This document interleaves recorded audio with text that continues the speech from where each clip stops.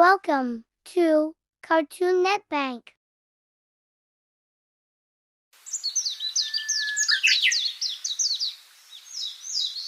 सोनापुर गांव के किनारे फैले हरे भरे खेतों में सुबह की धूप धीरे धीरे उतर रही थी। गांव के दो भाई राघव और किशन अपने खेत में हल चला रहे थे। दोनों मेहनती थे, मगर घर की हालत हमेशा तंग रहती थी। फिर भी दोनों भाइयों में बहुत प्रेम था। तभी गांव का धोबी मंगला हांफता हुआ वहां पहुंचा। अरे किशन, तू यहाँ खेत जोत रहा है और उधर तेरी पत्नी पारो दर्द से तड़प रही है। तू उसे अस्पताल लेकर जाएगा या नहीं? जल्दी घर चल। किशन का चेहरा डर से पीला पड़ गया। क्या? लेकिन अभी तो 8वां महीना भी पूरा नहीं हुआ। अरे तू घबरा मत, घर पर माँ है, भगवान है, वो हमारे घर का चिराग है। कुछ नहीं होगा, भगवान सब ठीक करेंगे। दोनों भाई तेजी से घर की ओर भागे। रास्ते में पड़ोसन गोमती काकी मिल गई। राघव और किशन को इतनी हड़बड़ी में जाते हुए देखकर गोमती टोकती है। क्या हो गया राघव और किशन?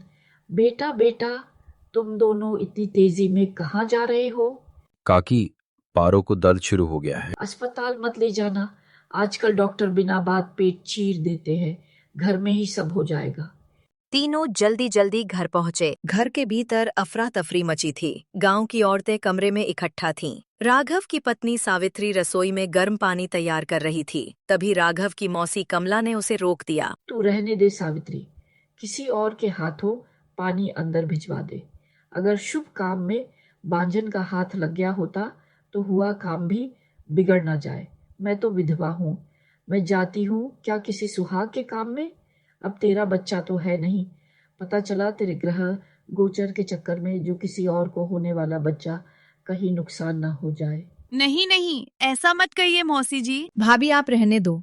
माँ, आप पानी अंदर लेकर जाइए। ये सुनते ही सावित्री वहां से चली जाती है और फूट फूट कर रो ही रही थी। क्या किस्मत है मेरी, सब कुछ देकर भी सब कुछ छीन लिया भगवान ने।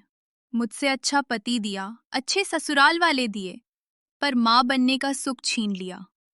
पूरे 8 महीना बैठाकर पारो को खाना खिलाया है मैंने, ताकि बच्चा रष्ट पुष्ट हो। उसके बच्चे का बुरा मैंने कभी नहीं चाहा। कैसे हो सकता है? ये सावित्री रो रही थी कि तभी उसे नन्हे बच्चे की रोने की आवाज सुनाई देती है। अरे किशन, तेरे घर बेटा हुआ है। बेटा बेटा, गणेश जी पधारे हैं। सावित्री भागते हुए अपनी देवरानी पारो के कमरे में पहुंचती है। ला पारो, जरा बच्चे की बड़ी माँ को भी तो उसका चेहरा दिखा। माफ कीजिएगा भाभी, पहले मेरे मायके वाले आकर मेरे लल्ला की नजर उतार दे, उसके बाद देख लीजिएगा इसका चेहरा। अरे ये सब तो बाहर वालों के लिए होता है, मैं तो मेरे लल्ला की बड़ी माँ हूँ, मैं भी तो खेलूं इससे। खेलना ही है तो खुद का बच्चा कर लीजिए ना दीदी। क्या? तुम तो सब जानती हो, बाहर वाले मुझे ताना देते हैं तो मुझे उतना बुरा नहीं लगता, पर तुझे तो मैंने मेरी बहन माना था। पारो की आंखें गुस्से से लाल है। माँ बनने के बाद पारो पूरी तरह बदल चुकी है। इसी तरह दिन बीत रहे थे। पारो अपने बच्चे को एक क्षण के लिए भी अपनी जेठानी को नहीं देती। कब से रो रहा है गणेश? इसे दूध तो पिला दे पारो। कहाँ से पिलाऊं दूध? आए तब ना। क्या तुझे दूध नहीं आ रहा? ताकत की चीजें खा। कैसे नहीं आएगा? रुक रुक, मैं काजू किशमिश को दूध के साथ मिलाकर लाती हूँ। दिखावा मत कीजिए दीदी, ये सब आप ही की मेहरबानी है। जब गणेश मेरे पेट में था तब आपके ही हाथों का बना खाती थी ना मैं। जलन भरे मन से खाना परोसती होंगी आप, जिस कारण आज मेरे बेटे को दूध तक नसीब नहीं हो रहा। क्या मोहल्ले वाले, क्या घर वाले सावित्री को ताना सुनाने में कोई पीछे नहीं हटता। ऐसे ही दिन बीत रहे थे कि एक रात दोनों भाई खेत से वापस आते हैं। तुम दोनों की शक्ल उतरी हुई क्यों है? हाँ, क्या हो गया? आजकल देख रही हूँ दोनों बड़े उदास लौटते हो। जो गेहूं उगे थे उसे खरीदने वाला कोई खरीदार नहीं मिला। पड़े पड़े आधे से ज्यादा गेहूं को तो चूहे खा गए और इधर जमीन है कि उपजने का नाम ही नहीं ले रही। हर रोज इसी तरह दोनों भाई खेत जाते और मुंह लटकाए वापस चले आते। देखते देख घर की माली हालत बिगड़ने लगी। ऐसे में एक रात राघव ने सावित्री से कहा, कुछ भी ठीक नहीं हो रहा सावित्री, अब तुम ही कुछ कर सकती हो। मैं क्या कर सकती हूँ? याद है तुम्हें वो बौनी औरत जो तुम्हें कोई भी वरदान दे सकती है? उसी के कारण तो हमें जमीन मिली थी और यह घर बचा था। पर खुद के फायदे के लिए उनसे मदद लेना गलत नहीं होगा। हम ज्यादा कुछ नहीं मांगेंगे सावित्री, पर यह काम तो तुमको करना ही पड़ेगा, मना मत करो। सावित्री और राघव की बातें कमरे के बाहर खड़ी होकर पारो सुन लेती है। ये किस औरत की बात कर रहे हैं जेठ और दीदी? इनका पीछा करना ही होगा। सावित्री झटपट रसोई में जाकर पराठे बनाने लगती है। पराठे बनने के बाद सावित्री उन्हें एक पोटली में बांधती है। फिर रात के ठीक 2 बजे पूरे गांव में सभी के सोने के बाद सावित्री और राघव जंगल के बीचों बीच पहुंचते हैं। बूढ़ी अम्मा कहाँ हो? बूढ़ी अम्मा कहाँ हो? मेरी बेटी के हाथों के बनाए पराठे की सुगंध। हाँ, घनघोर अंधेरे में पेड़ के पीछे से एक बौनी औरत बाहर आती है। बड़े दिनों बाद आई बेटी तो मुझे याद है, इस गरीब बीमार बूढ़ी की कितनी मदद की थी तूने। उस मदद के बदले आपने भी तो आपके जादू से जमींदार के चंगुलों से हमारा घर और जमीन बचाया था। अच्छा छोड़ो माँ, पराठे खाओ। बौनी औरत कोई साधारण औरत नहीं थी, वो तो सावित्री के मन की विडंबना को जान चुकी थी। किस काम से आई हो बेटा, यह तो बताओ। किसी काम से नहीं, बस तुमसे मिलने आई थी अम्मा। और फिर उस औरत से बिना कुछ मांगे ही सावित्री वापस आ जाती है। ये क्या किया तुमने सावित्री? उस औरत से जो तुम मांगने वाली थी, जो तुम्हें वो दे सकती थी, तुमने मांगा क्यों नहीं? इतना अच्छा बनकर तुम्हें क्या मिलेगा सावित्री? तुमने उससे क्यों नहीं मांगा कुछ भी? किसी को 2 रोटी खिलाने के बदले मैं उससे कुछ मांग लूं? नहीं जी, जो किस्मत में होना होगा हो जाएगा। इसके पहले भी तो अम्मा ने बिना बोले मेरी मदद की थी, मैं नहीं मांग पाई कुछ। राघव गुस्सा होकर सो जाता है। पारो ये सब कुछ देख चुकी थी। अगली सुबह वो पराठे बनाकर जंगल के उसी रास्ते से गुजरती है। पेड़ के नीचे वही बौनी औरत बैठी हुई थी। पारो वहां जाकर उससे खाना खाने के लिए पूछती है। तुमने मेरी मदद की बेटा, बताओ क्या चाहिए। मेरा बेटा 5-7 साल बड़ा हो जाए, उसे पालने में बड़ी मेहनत लगती है मुझे। पाला पलाया मिलेगा तो किसे नहीं चाहिए।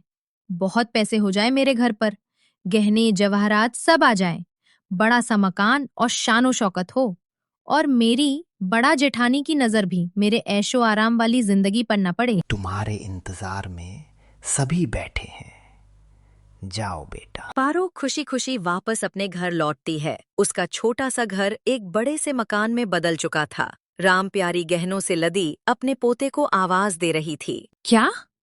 नहीं, ये नहीं हो सकता। इतनी जल्दी उस पुड़िया ने मेरी ख्वाहिश पूरी कर दी। दीदी सही में मंदबुद्धि है। जिंदगी भर बांझ होने का ताना सुनती रही, सीधा बच्चा मांग लेती, संपत्ति मांग लेती, पर नहीं।